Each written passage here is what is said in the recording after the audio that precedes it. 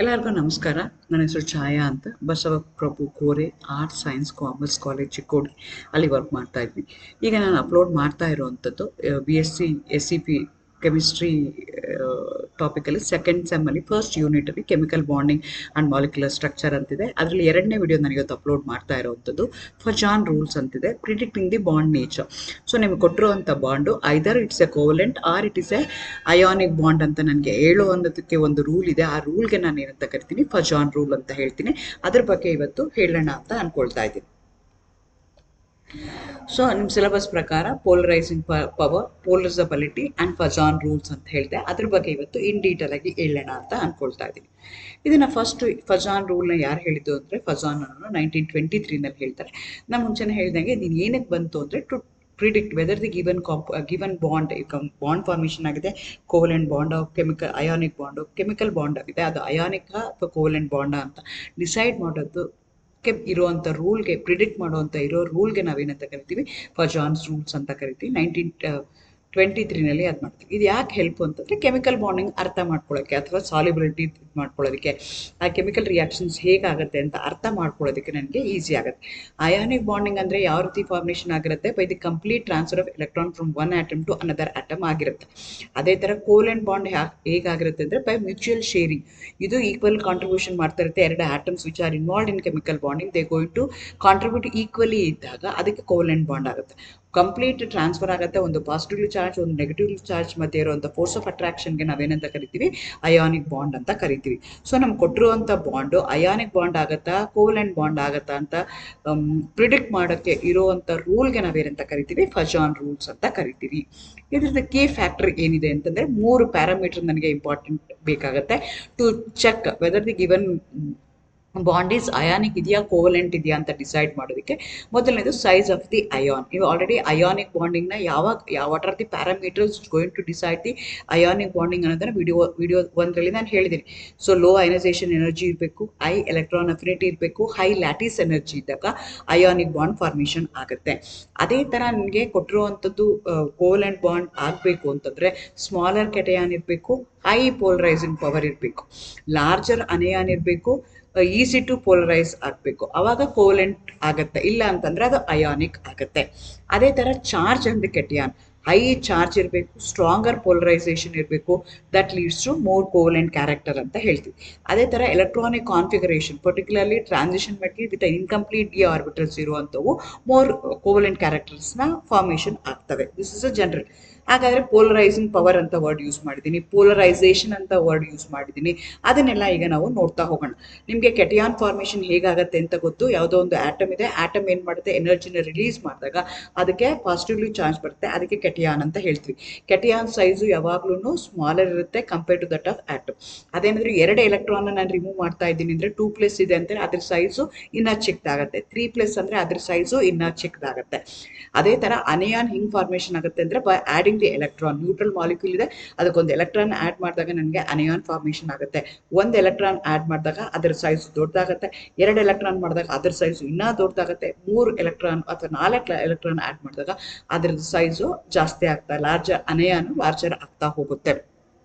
Charge ಅಂದರೆ ಅದ್ರ ಮೇಲೆ ನಾವು ಬರೆಯುವಂಥ ಚಾರ್ಜ್ +2 +3 -2 -3 ಅದನ್ನು ಬರೀತಾರೆ, ಅದಕ್ಕೆ ಹೈಯರ್ ಚಾರ್ಜ್ ಅಂತ ಹೇಳ್ತೀವಿ. ಇನ್ಕಂಪ್ಲೀಟ್ ಡಿ ಆರ್ಬಿಟಲ್ಸ್ ಇರೋ ಅಂಥವನು ಕೋವಲೆಂಟ್ ಕ್ಯಾರೆಕ್ಟರ್ಸ್ನ ತೋರಿಸ್ತಾ ಹೋಗುತ್ತೆ.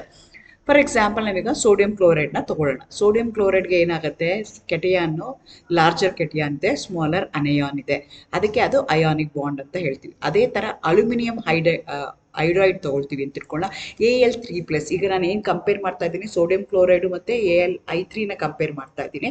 ಸೊ Alಗೆ 3+ ಬರ್ತಾ ಇದೆ, ಚಾರ್ಜ್ ಏನಾಗಿದೆ ಜಾಸ್ತಿ ಇದೆ, ಸೈಜ್ ಏನಿದೆ ಈಗ ನಾನು ಏನು ಮಾಡಬೇಕು, 2 ಕೆಟಯಾನ ಕಂಪೇರ್ ಮಾಡಬೇಕು. ಒಂದು Na+ನ ಕಂಪೇರ್ ಮಾಡಬೇಕು, Al3+ನ ಕಂಪೇರ್ ಮಾಡಬೇಕು. Na+ದು ಚಾರ್ಜು ಸೈಜು ದೊಡ್ಡದಿದೆ compare to that of Al3+. Al3+ ಏನಾಗಿದೆ, 3 ಎಲೆಕ್ಟ್ರಾನ್ ರಿಮೂವ್ ಆಗಿದೆ, ಹಾಗಾಗಿ ಸೈಜು ಚಿಕ್ಕದಾಗಿದೆ. ಚಾರ್ಜ್ ಕಂಪೇರ್ ಮಾಡಬೇಕು. ಚಾರ್ಜ್ನ ಕನ್ಸಿಡರ್ ಮಾಡೋದಾದರೆ ನೀವು Na+ಗೆ ಒಂದೇ ಒಂದು ಚಾರ್ಜ್ ಇದೆ, 3+ಗೆ ಇದೆ. ಸೊ ನನಗೆ ಫಜಾನ್ ರೂಲ್ ಏನು ಹೇಳುತ್ತೆ, smaller the cation, larger the charge ಇರೋವಂಥ ಕೆಟಯಾನ್ ಇತ್ತು ಅಂದರೆ it going to form the covalent bond ಅಂತ ಹೇಳುತ್ತೆ.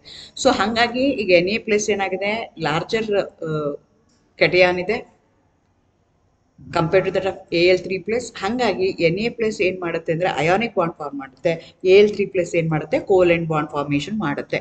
ಅದೇ ಥರ ಅನಯಾನ ತಗೊಂಡ್ರೆ, ಸ್ಮಾಲ್ ಅನಯಾನ್ ಇದ್ರೆ ಏನಾಗುತ್ತೆ ಅಯಾನಿಕ್ ಬಾಂಡ್ ಆಗುತ್ತೆ. ಲಾರ್ಜ್ ಅನಯಾನ್ ಇತ್ತು ಅಂದರೆ, ಸೈಜ್ ದೊಡ್ಡದಿತ್ತು ಅಂದರೆ ಅವಾಗ ಏನಾಗುತ್ತೆ ಅಂದರೆ ಅದು ಕೋಲೆಂಟ್ ಬಾಂಡ್ ಫಾರ್ಮೇಷನ್ ಮಾಡುತ್ತೆ. ಸೈಜ್ ಚಾರ್ಜ್ನ ಕಂಪೇರ್ ಮಾಡಿದ್ರೆ ಎರಡು ಕಡೆಗೂ -1 ಇದೆ. ಸೊ ಹಾಗಾಗಿ ನಾ ಇಲ್ಲಿ ಏನು ಮಾಡಬೇಕಾಗತ್ತೆ, ಸೈಜ್ನ ಕನ್ಸಿಡರ್ ಮಾಡ್ಕೋಬೇಕಾಗತ್ತೆ. ಏನೇ ಇಲ್ಲಿ ಡಿ ಬ್ಲಾಕ್ ಎಲಿಮೆಂಟ್ ಬಂದಿಲ್ಲ, ಹಾಗಾಗಿ ನಾನು ಅದನ್ನು ಕನ್ಸಿಡರ್ ಮಾಡ್ತಾ ಇಲ್ಲ. ಸೊ ನಿಮಗೆ ಕೊಟ್ಟಿರುವಂಥ ಕಾಂಪೌಂಡ್ ಈಗ ಸೋಡಿಯಂ ಕ್ಲೋರೈಡ್ ಇದೆ. Sodium chloride ionic bond formation ಮಾಡುತ್ತೆ. ಅಲ್ಯೂಮಿನಿಯಂ ಅಯೋಡೈಡ್ ಏನು ಮಾಡುತ್ತೆ ಕೋಲೆಂಟ್ ಬಾಂಡ್ ಫಾರ್ಮೇಷನ್ ಮಾಡುತ್ತೆ. ಯಾಕೆ ಕೋಲೆಂಟ್ ಬಾಂಡ್ ಫಾರ್ಮೇಷನ್ ಮಾಡುತ್ತೆ ಅಂದರೆ it is given by the Fajans rule ಪ್ರಕಾರ. ಫಜಾನ್ ರೂಲ್ ಏನು ಹೇಳುತ್ತೆ, smaller the cation larger the anion, smaller the cation with a higher charge ಇತ್ತು ಅಂದರೆ that leads to covalent bond ಅಂತ ಹೇಳ್ತಾರೆ. ಹಂಗಾಗಿ ಕೋಲೆಂಟ್ ಬಾಂಡ್ ಫಾರ್ಮೇಷನ್ ಆಗುತ್ತೆ. ಇದರದ್ದು ಅಪ್ಲಿಕೇಶನ್ ಏನು, ಫಜಾನ್ಸ್ ರೂಲ್ದು ಅಪ್ಲಿಕೇಶನ್ ಏನು ಅಂದರೆ bond properties in a compound ಇದು ಮಾಡ್ಕೊಳ್ಳೋಕ್ಕೆ, ಅದರದ್ದು ಸಾಲಿಬಿಲಿಟಿ. ಯಾಕಂದರೆ ಅಯಾನಿಕ್ ಕಾಂಪೌಂಡ್ದು ಪ್ರಾಪರ್ಟೀಸು ಬೇರೆ ಇರುತ್ತೆ, ಕೋವೆಲೆಂಟ್ ಕಾಂಪೌಂಡ್ದು ಪ್ರಾಪರ್ಟೀಸು ಬೇರೆ ಇರುತ್ತೆ. ಸಾಲಿಬಿಲಿಟಿ ಆಗಿರ್ಬೋದು, ಮೆಲ್ಟಿಂಗ್ ಪಾಯಿಂಟ್ಸ್ ಇರ್ಬೋದು, ಕಂಡಕ್ಟಿವಿಟಿ ಇರ್ಬೋದು. ಅಯಾನಿಕ್ ಮಾಲಿಕ್ಯೂಲ್ಸು ಒಂಥರ ಬಿಹೇವ್ ಮಾಡುತ್ತೆ, ಕೋವೆಲೆಂಟ್ ಮಾಲಿಕ್ಯೂಲ್ಸು ಒಂಥರ ಬಿಹೇವ್ ಮಾಡುತ್ತೆ. ಹಾಗಾಗಿ ಆ ಮಾಲಿಕ್ಯೂಲ್ ಯಾವ ಥರ ಬಿಹೇವ್ ಮಾಡುತ್ತೆ, whether it is soluble in water, whether it is soluble in polar solvent, what will be this melting point, strong ಇದೆಯಾ ಫೋರ್ಸ್ ಆಫ್ ಅಟ್ರಾಕ್ಷನ್ ಸ್ಟ್ರಾಂಗ್ ಇತ್ತು ಅಂತಂದರೆ ನಾನು ಮೆಲ್ಟಿಂಗ್ ಪಾಯಿಂಟು ಜಾಸ್ತಿ ಆಗುತ್ತೆ. Whether it going to conduct the electricity either in molten state R in the solution. ಅದೆಲ್ಲ ನನಗೆ ಅರ್ಥ ಮಾಡ್ಕೊಳ್ಳೋಕ್ಕೆ, ಕೆಮಿಕಲ್ ರಿಯಾಕ್ಷನ್ ಮಾಡ್ಕೊಳ್ಳೋದಕ್ಕೆ ಈಸಿ ಆಗುತ್ತೆ. ಸೊ ನಾನು ಕೊಟ್ಟಿರುವಂಥ ಕಾಂಪೌಂಡಲ್ಲಿ ಇರುವಂಥ ಬಾಂಡಿಂಗ್ ಯಾವುದಿದೆ ಅನ್ನೋದ್ರ ಮೇಲೆ ನಾನು ಈ ಪ್ರಾಪರ್ಟೀಸ್ಗಳನ್ನೆಲ್ಲ ಅರ್ಥ ಮಾಡ್ಕೊಳ್ಳೋಕ್ಕೆ ಟ್ರೈ ಮಾಡ್ತೀನಿ. ಅದಲ್ಲದೆ ನಾನು ಎರಡು ಪದ ಉಪಯೋಗಿಸಿದೆ, ಪೋಲರೈಸಬಿಲಿಟಿ ಆ್ಯಂಡ್ ಪೋಲರೈಸಿಂಗ್ ಪವರ್ ಅಂತ ಹೇಳಿದೆ. ಪೋಲರೈಸಿಂಗ್ ಪವರ್ ಅಂದರೆ it's an ability of a cation to discharge the electron cloud of an anion. ಈಗ ಅನಯಾನು ಮತ್ತು ಕೆಟಯಾನ್ ಇದೆ, ಅವಾಗ ಏನಾಗ್ತಾ ಇದೆ, ಕೋವೆಲೆಂಟ್ ಬಾಂಡಲ್ಲಿ ಏನಾಗುತ್ತೆ, complete each of them they going to share their electron. ಆದರೆ ಅಯಾನಿಕ್ ಬಾಂಡಲ್ಲಿ ಏನಾಗುತ್ತೆ, there will be transfer of electron. So ಆ ಕೆಟಯಾನ್ ಏನು ಮಾಡುತ್ತೆ ಅಂದರೆ, ಅನಯಾನ್ ನ್ಯೂಟ್ರಲ್ ಆಟಮ್ ಇದ್ದರೆ ಅನಯಾನ್ದು ಏನು ಮಾಡುತ್ತೆ, ಡಿಸ್ಚಾರ್ಜ್ ಮಾಡುತ್ತೆ ಎಲೆಕ್ಟ್ರಾನ್ಸ್ನ, ತನ್ನ ಕಡೆಗೆ ಎಳ್ಕೊಳ್ಳೋಕ್ಕೆ, ತನ್ನ ಕಡೆಗೆ ಪುಲ್ ಮಾಡ್ಕೊಳ್ಳೋಕ್ಕೆ ಟ್ರೈ ಮಾಡುತ್ತೆ. ಆ ಪ್ರಾಪರ್ಟಿಗೆ ನಾವೇನಂತ ಕರಿತೀವಿ, ಪೋಲರೈಸಿಂಗ್ ಪವರ್ ಅಂತ ಕರಿತೀವಿ. ಇದು ಯಾವ್ಯಾವ್ದ್ರ ಮೇಲೆ ಡಿಪೆಂಡ್ ಆಗುತ್ತೆ ಅಂದರೆ, ಕೆಟಯಾನ್ ಸ್ಮಾಲ್ ಸೈಜ್ ಇತ್ತು ಅಂದರೆ ಹೈ ಪೋಲರೈಸಿಂಗ್ ಪವರ್ ಇರುತ್ತೆ. ಅಂದರೆ ಚಿಕ್ಕದು ಸೈಜ್ ಇತ್ತು ಅಂದರೆ ತನ್ನ ಕಡೆಗೆ ಎಳ್ಕೊಳ್ಳೋ ಅಂಥದ್ದು. ಚಿಕ್ಕ ಸೈಜ್ ಯಾವಾಗಿರುತ್ತೆ, ಅದು ಮೋರ್ ಎಲೆಕ್ಟ್ರಾನ್ಸ್ನ ಕೊಟ್ಟಿರುತ್ತೆ, ಪಾಸಿಟಿವ್ಲಿ ಚಾರ್ಜ್ ಏನಾಗಿರುತ್ತೆ, ಚಾರ್ಜ್ ಏನಾಗಿರುತ್ತೆ ಜಾಸ್ತಿ ಇರುತ್ತೆ. ಸೊ ಗ್ರೇಟರ್ ದಿ ಚಾರ್ಜ್ ಇರುತ್ತೆ, ಸ್ಮಾಲ್ ಸೈಜ್ ಇರುತ್ತೆ, ಆವಾಗ ಪೋಲರೈಸಿಂಗ್ ಪವರು ಜಾಸ್ತಿ ಇರುತ್ತೆ. ಅದೇ ಥರ electronic configuration, d block element ಇಲ್ಲಿ ಬಂದರೆ ಇನ್ಕಂಪ್ಲೀಟ್ ಏನಾದರೂ ಇತ್ತು ಡಿ ಆರ್ಬಿಟಲ್ಸ್ ಅಂದರೆ ಅದು ಆಗುತ್ತೆ. Greater the charge, stronger the electric field, high polarising power ನಿಮಗೆ ಆಗ್ತಾ ಹೋಗುತ್ತೆ. ಪೋಲರೈಸಬಿಲಿಟಿ ಅಂತ ಇನ್ನೊಂದು ಪದ ಹೇಳ್ತೀವಿ, ಇದು ಅನಯಾನ್, ರಿಲೇಟೆಡ್ ಟು ಅನಯಾನ್ ಆಗಿದೆ. ಪೋಲರೈಸಿಂಗ್ ಪ್ರಾಪರ್ಟಿ ಏನಾಗಿದೆ, ರಿಲೇಟೆಡ್ ಟು ಕೆಟಿಯಾನ್ ಆಯ್ತು. ಇದು anion. The tendency of an anion electron cloud to be distorted by cation. ಇದು ಕೆಟಿಯಾನ್ ಏನು ಮಾಡುತ್ತೆ, ಡಿಸ್ಟ್ರಾಕ್ಟ್ ಮಾಡುತ್ತೆ. ಅನಯಾನ್ ಎಷ್ಟು ಡಿಸ್ಟ್ರಾಕ್ಟ್ ಆಗುತ್ತೆ ಅಂತ ಡಿಸೈಡ್ ಮಾಡ್ತಲ್ಲ, ಆ ಪ್ರಾಪರ್ಟಿಗೆ ನಾವೇನಂತ ಕರಿತೀವಿ, ಪೋಲರೈಸಬಿಲಿಟಿ ಅಂತ ಹೇಳ್ತಾ ಇದ್ವಿ. ಒಂದು property related to cation, other one related to anion. ಹೇಗೆ ಒಂದಕ್ಕೊಂದು ಡಿಸ್ಚಾರ್ಜ್ ಆಗ್ತವೆ, ಒಂದಕ್ಕೊಂದು ಡಿಸ್ಟರ್ಬ್ ಮಾಡ್ತವೆ, ಅದನ್ನು ನಾವು ತಿಳ್ಕೊಳ್ತೀವಲ್ಲ, ಅದಕ್ಕೆ ನಾವೇನಂತ ಕರಿತೀವಿ ಅಂತಂದರೆ ಫಜಾನ್ ರೂಲ್ ಅಂತ ಹೇಳ್ತೀವಿ. ಪೋಲರೈಸಬಿಲಿಟಿ ಏನಾಗ್ತಾ ಇದೆ ಅಂತಂದರೆ, ಈಗ ಕೆಟಯಾನ್ ಇದೆ, ಅನಯಾನ್ ಇದೆ. ಕೆಳಗಡೆ ಚಿತ್ರದಲ್ಲಿದೆ ನೋಡಿ, ಒಂದು ಕೆಟಯಾನ್ ಇದೆ, ಅನಯಾನ್ ಇದೆ. ಅದು ಎರಡೂ ಪರ್ಫೆಕ್ಟ್ ಸ್ಕ್ವೇರ್, ಪರ್ಫೆಕ್ಟು ನಿಮಗೆ ಸ್ಪಿಯರ್ ಥರ ಕಾಣಿಸ್ತಾ ಇದೆ, ಪರ್ಫೆಕ್ಟಾಗಿ ರೌಂಡ್ ಇದೆ. ಆದರೆ ಏನಾಗ್ತಾ ಇದೆ, ಕೆಟಯಾನ್ ಏನು ಮಾಡುತ್ತೆ, ಅನಯಾನ್ನ ತನ್ನ ಕಡೆಗೆ ಎಳ್ಕೊಳ್ಳುತ್ತೆ. ಎರಡನೇ ಚಿತ್ರದಲ್ಲಿ ನೋಡ್ಬೋದು, ಒಂದು ಪಾಸಿಟಿವ್ ಇದೆ, ನೆಗೆಟಿವ್ ಇದೆ. ನೆಗೆಟಿವ್ಲಿ ಚಾರ್ಜ್ ಇರೋದು ಏನಾಗ್ತಾ ಇದೆ, ಡಿಸ್ಟಾರ್ಟ್ ಆಗ್ತಾ ಇದೆ, ಕೆಟಯಾನ್ ಕಡೆಗೆ ಎಳ್ಕೊಳ್ತಾ ಇದೆ, ಅದು ಡಿಸ್ಟರ್ಬ್ ಆಗ್ತಾ ಇದೆ. ಅದಕ್ಕೆ ಪೋಲರೈಸೇಷನ್ ಅಂತ ಹೇಳ್ತೀವಿ. ನೆಕ್ಸ್ಟ್ ಏನಾಗ್ತಾ ಇದೆ, ಪ್ಲಸ್ಸು ಮೈನಸ್ ಆಯಿತು, ಕೊನೆ ಸ್ಟೇಜಲ್ಲಿ ಏನಿದೆಯಲ್ಲ ಅದು ಪೋಲರೈಸಬಿಲಿಟಿ ಆಗುತ್ತೆ. ಅದು ಯಾವುದ್ರ ಮೇಲೆ ಡಿಪೆಂಡ್ ಆಗುತ್ತೆ ಅಂದರೆ, ಲಾರ್ಜೆಸ್ಟ್ ಸೈಜ್ ಇರಬೇಕು, ಹೈಯರ್ ಚಾರ್ಜ್ ಇರಬೇಕು, ಅವಾಗ ಪೋಲರೈಸಬಿಲಿಟಿ ಜಾಸ್ತಿ ಆಗುತ್ತೆ ಅಂತ ಹೇಳ್ತೀವಿ. ಈ ಎರಡು ಪ್ಯಾರಾಮೀಟರ್ ಮೇಲೆ ನಾನು ಏನು ಮಾಡ್ತಾ ಹೋಗ್ತೀನಿ ಅಂತಂದರೆ, ಕೊಟ್ಟಿರುವಂಥ ಕಾಂಪೌಂಡಲ್ಲಿ ಇರುವಂಥ ಬಾಂಡು ಅಯಾನಿಕ್ ಬಾಂಡ್ ಇದೆಯಾ, ಕೋವೆಲೆಂಟ್ ಬಾಂಡ್ ಇದೆಯಾ ಅಂತ ನಾನು ಡಿಸೈಡ್ ಮಾಡೋಕ್ಕೆ ಹೋಗ್ತೀನಿ. ಎರಡು ಪರ್ಫೆಕ್ಟ್ ಸ್ಕ್ವೇರ್ ಇತ್ತು ಅಂತಂದರೆ ನೋ ಪೋಲರೈಸೇಷನ್ ಆಗ್ತಾ ಇದೆ. ನೋ ಪೋಲರೈಸೇಷನ್ ಆಯಿತು ಅಂತಂದರೆ ಅವಾಗ ಅದು ಅಯಾನಿಕ್ ಬಾಂಡ್ ಆಗುತ್ತೆ. ಪೋಲರೈಸೇಷನ್ ಏನಾದರೂ ಇನ್ವಾಲ್ವ್ ಆಯಿತು ಅಂದಾಗ there will be some sort of covalent bond. Covalent character ionic ಕಾಂಪೌಂಡಲ್ಲಿ ನಿಮಗೆ ಕಾಣಿಸ್ಕೋಬೋದು. ಯಾಕೆ ಕಾಣಿಸ್ಕೊಳುತ್ತೆ ಅಂದರೆ, because the cation and anion which are involved in ionic bond, they're going to distort by some sort of attraction ಆಗುತ್ತೆ, ಅದರಿಂದ ಅದು ಆಗುತ್ತೆ. ಅದಕ್ಕೆ ನಾವೇನಂತ ಕರಿತೀವಿ ಅಂತಂದರೆ ಅವಾಗ ಏನಾಗುತ್ತೆ, we are going to find the covalent character in ionic bonding ಅಂತ ನಾವು ಕನ್ಸಿಡರ್ ಮಾಡ್ತೀವಿ. Polarizing power of a cation plus polarizability of an anion ಎರಡೂ ಇದ್ದಾಗ ನಿಮ್ಗೆ ಏನಾಗುತ್ತೆ ಅಂದರೆ ಕೋವೆಲೆಂಟ್ ಕ್ಯಾರೆಕ್ಟರ್ ಬರುತ್ತೆ. Strong polarizing power, high polarizability lead to the greater distortion of the electron cloud. ಆ ಎಲೆಕ್ಟ್ರಾನ್ ಕ್ಲೌಡ್ ಏನಾಗುತ್ತೆ, ಡಿಸ್ಟಾರ್ಟ್ ಆಗುತ್ತೆ. ಫಾರ್ ಎಕ್ಸಾಂಪಲ್ Al3+ ಇದೆ, Al3+ Cl- ಇದೆ, exhibit the covalent character. Even ದೋ ಅಯಾನಿಕ್ ಬಾಂಡ್ ಅಯಾನ್ಸೇ ಇದೆ, positively charge negatively charge ಅಯಾನ್ಸೇ ಇದ್ರು ಅದು covalent ಕ್ಯಾರೆಕ್ಟರ್ನ ತೋರಿಸುತ್ತೆ. ಬಿಕಾಸ್ Al3+ಗೆ ಸೈಜು ಚಿಕ್ಕದಿದೆ, ಚಾರ್ಜು ಜಾಸ್ತಿ ಇದೆ. ಹಾಗಾಗಿ ಕ್ಲೋರಿನ್ನ ಅಂದರೆ Cl- ಅನಿಯಾನ ತನ್ನ ಕಡೆಗೆ ಡಿಸ್ಟಾರ್ಟ್ ಮಾಡ್ತಾ ಇದೆ, ತನ್ನ ಕಡೆಗೆ ಎಳ್ಕೊಳ್ತಾ ಇದೆ. Deformation of the electric charge ಆಗ್ತಾ ಇದೆ. ಆ ಸ್ಕ್ವೈರ್ ಆಗಿರುವಂಥದ್ದು ಆ ಶೇಪು ಚೇಂಜ್ ಆಗ್ತಾ ಇದೆ, ತನ್ನ ಕಡೆಗೆ ಅದು ಎಳ್ಕೊಳ್ತಾ ಇದೆ. So polarizability and polarizing power are the core concept in determining the bond nature. It going to predict transition. ionic bond ಅಲ್ಲಿ ಎಷ್ಟು ಕೋವೆಲೆಂಟ್ ಕ್ಯಾರೆಕ್ಟರ್ ಇದೆ, ಎಷ್ಟು ಪರ್ಸೆಂಟೇಜ್ ಕೋವೆಲೆಂಟ್ ಕ್ಯಾರೆಕ್ಟರ್ ಇದೆ ಅಂತ ನನಗೆ ಹೇಳ್ತಾ ಹೋಗುತ್ತೆ. ನೋಡಿ, ಇಲ್ಲಿ ಕೆಳಗಡೆ ಕೊಟ್ಟಿದ್ದೀವಿ. ಅಯಾನಿಕ್ NaCl ಇದೆ, Mg2+ Cl- ಇದೆ, Al3Cl- ಇದೆ. ಡೌನ್ ದಿ ಗ್ರೂಪ್ ಏನಾಗ್ತಾ ಇದೆ ಅಂತಂದರೆ ಅಯಾನಿಕ್ ಕ್ಯಾರೆಕ್ಟರು ಕಡಿಮೆ ಆಗ್ತದೆ, ಕೋವೆಲೆಂಟ್ ಕ್ಯಾರೆಕ್ಟರು ಇನ್ಕ್ರೀಸ್ ಆಗ್ತಾ ಇದೆ. ಯಾಕೆ ಈ ಕೋವೆಲೆಂಟ್ ಕ್ಯಾರೆಕ್ಟರ್ ಇನ್ಕ್ರೀಸ್ ಆಗ್ತದೆ ಇನ್ ಅಯಾನಿಕ್ ಬಾಂಡ್? ಯಾಕೆ ಅಂದರೆ ಸೈಜ್ ಚಿಕ್ಕದಾಗ್ತಾ ಇದೆ, ಪೋಲರೈಸಬಿಲಿಟಿ ಜಾಸ್ತಿ ಆಗ್ತಾ ಇದೆ ಅನಿಯಾನ್ದು. That leads to covalent character ಅಂತ ಹೇಳ್ತೀವಿ.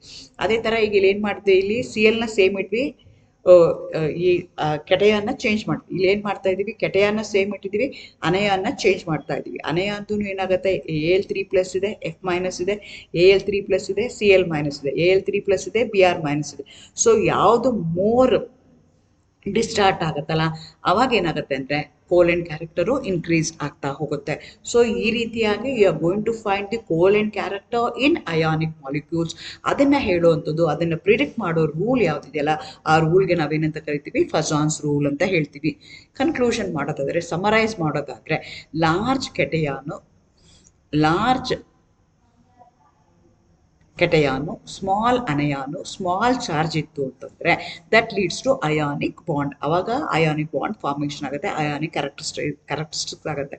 Small cation, large anion, large charge ಇತ್ತು ಅಂತಂದರೆ ಅದು ಕೆಟಯಾನ್ ಮೇಲಾದರೂ ಇರ್ಬೋದು, ಅನಯಾನ್ ಮೇಲಾದರೂ ಇರ್ಬೋದು, that leads to covalent bond ಆಗುತ್ತೆ. Fajan rule it going to bridges between the ion. ಈಗ ಅದು ಪೂರ್ತಿ ಅಯಾನಿಕ್ಕೂ ಇಲ್ಲ, ಪೂರ್ತಿ ಕೋವೆಲೆಂಟು ಇಲ್ಲ. ಕೋವೆಲೆಂಟ್ ಮಾಲಿಕ್ಯೂಲ್ಸಲ್ಲಿ ಏನಾಗ್ತಾ ಇದೆ, ಅಯಾನಿಕ್ ಕ್ಯಾರೆಕ್ಟರ್ ಇನ್ವಾಲ್ವ್ ಆಗ್ತಿದೆ, ಅಥವಾ ಅಯಾನಿಕ್ ಮಾಲಿಕ್ಯೂಲ್ಸಲ್ಲಿ ಕೋವೆಲೆಂಟ್ ಕ್ಯಾರೆಕ್ಟರ್ ಬರ್ತಾ ಇದೆ. ಅವೆರಡರ ಮಧ್ಯದಲ್ಲಿ ಗ್ಯಾಪ್ ಕೊಡುತ್ತೆ. ಆ ಗ್ಯಾಪ್ನ ಫಿಲ್ ಮಾಡುತ್ತಲ್ಲ, ಆ ರೂಲ್ಗೆ ನಾವೇನಂತ ಕರಿತೀವಿ, ಫಜಾನ್ ರೂಲ್ ಅಂತ ಹೇಳ್ತೀವಿ. It's A very useful tool inorganic chemistry. ಯಾಕೆ ಅಂದರೆ deciding whether it's an ionic compound, whether it's a covalent compound, or partially covalent compound, or partially ionic compound ಅನ್ನೋ ಬೇಸಿಸ್ ಮೇಲೆ ಅದರ ಸಾಲಿಬಿಲಿಟಿ, ಅದರದ್ದು ಕಂಡಕ್ಟಿವಿಟಿ, ಅದರ melting point, boiling point, all physical chemical properties will depend on that. So ಹಾಗಾಗಿ ಫಜಾನ್ ರೂಲಿಂದ ನನಗೆ ಯಾವ type of reaction ಆಗುತ್ತೆ ಆ ಪರ್ಟಿಕ್ಯುಲರ್ ಮಾಲಿಕ್ಯೂಲ್ ಅನ್ನೋದು ನನಗೆ ಗೊತ್ತಾಗ್ತಾ ಹೋಗುತ್ತೆ. ಸೊ ಇಲ್ಲಿ ನೋಡಿ ಹೇಗೆ ಆಗ್ತಿದೆ ಅಂತ, ಪೋಲರೈಸಬಿಲಿಟಿ ಆದಾಗ ಹೇಗೆ ಆಗುತ್ತೆ ಅಂತ ಚಿತ್ರದಲ್ಲೇ ಪಾಸಿಟಿವ್ ಚಾರ್ಜ್ ಇದೆ, ನೆಗೆಟಿವ್ ಚಾರ್ಜ್ ಇದೆ. ಅವೆರಡರ ಮಧ್ಯದಲ್ಲಿ ಫೋರ್ಸ್ ಆಫ್ ಅಟ್ರಾಕ್ಷನ್ ಇದ್ದರೆ ಅಯಾನಿಕ್ ಆದರೆ ಕೋವೆಲೆಂಟ್ ಕ್ಯಾರೆಕ್ಟರ್ ಯಾವಾಗ ಬರುತ್ತೆ ಅಂದರೆ, ನಿಮ್ಮ ಕೆಟಯಾನ್ ಏನು ಮಾಡುತ್ತೆ, ಪೋಲರೈಸ್ ಮಾಡುತ್ತೆ. ಕೆಟಯಾನ್ ಏನು ಮಾಡುತ್ತೆ, ಡಿಸ್ಟಾರ್ಟ್ ಮಾಡುತ್ತೆ ಅನಯಾನ. ಅವಾಗ ಏನಾಗುತ್ತೆ, ಡಿಫಾರ್ಮೇಷನ್ ಆಗುತ್ತೆ, ಆ ಸ್ಪೆರಿಕಲ್ ಇರುವಂಥ ಶೇಪ್ ಚೇಂಜ್ ಆಗುತ್ತೆ. That leads to covalent character in ionic molecules ಆಗುತ್ತೆ. ಅದನ್ನು ಎಕ್ಸ್ಪ್ಲೈನ್ ಮಾಡೋ ರೂಲ್ ಯಾವುದಿದೆ ಅಂದರೆ ಅದು ಫಜಾನ್ಸ್ ರೂಲ್ ಅಂತ ಹೇಳ್ತೀವಿ. ಅದೇ ಥರ when you going to meet two different personalities like a chemical substances, the reaction takes place, both will get transferred. Both ಏನಾಗುತ್ತೆ, ಪಾಸಿಟಿವ್ಲಿ ಚಾರ್ಜ್ ಇರೋದು ಟ್ರಾನ್ಸ್ಫಾರ್ಮ್ ಆಗುತ್ತೆ, ನೆಗೆಟಿವ್ಲಿ ಚಾರ್ಜ್ ಇರುವಂಥದ್ದು ಟ್ರಾನ್ಸ್ಫಾರ್ಮ್ ಆಗುತ್ತೆ. ಅದೇ ಥರ ಎರಡು ಗ್ರೇಟ್ ಪರ್ಸನಾಲಿಟೀಸ್ ಇಲ್ಲಿ positively charge, negatively charge combine ಆಗಿ ನಿಮಗೆ ಬಾಂಡ್ ಫಾರ್ಮೇಷನ್ ಆಗ್ತಾ ಇದೆ.